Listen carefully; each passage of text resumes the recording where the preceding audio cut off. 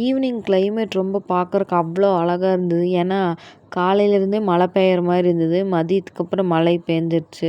அதனால ஈவினிங் பார்க்கும்போது மழையும் பேஞ்சு வெயிலும் அடிக்காம இருக்கறக்கு அவ்வளோ ஒரு அழகா இருந்தது.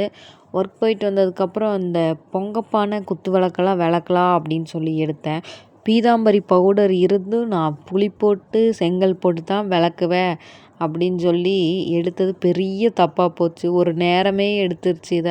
பொழப்பு கெட்ட வேலைன்னு எங்கள் அம்மாட்ட திட்டு வாங்கினேன்.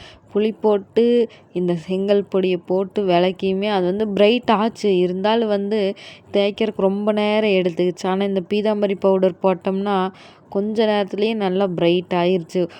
வெளிச்சம் இருக்கும்போது தேய்க்க ஆரம்பிச்சவ, இருட்டான பிறகு தான் பாத்திரமே தேய்ச்சி முடிச்சேன். கையெல்லாம் நல்லா ஊறி போச்சு.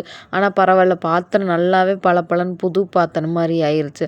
அதில் ஒரு சாட்டிஸ்ஃபேக்ஷன். அதை கொண்டு வந்து கொஞ்ச நேரம் காய வச்சுட்டு, அதுக்கப்புறம் என்ன டிஃபன் பாக்ஸ்லாம் விளக்காம வச்சுருந்தேன். அந்த டிஃபன் பாக்ஸ்லாம் விளக்கி வச்சுட்டு கலாக்கா ஊறுகாய் போட்டு வச்சுருந்தாங்க. அதை எடுத்து சாப்பிடும்போது படபடன்னு என்னமோ சத்தம்.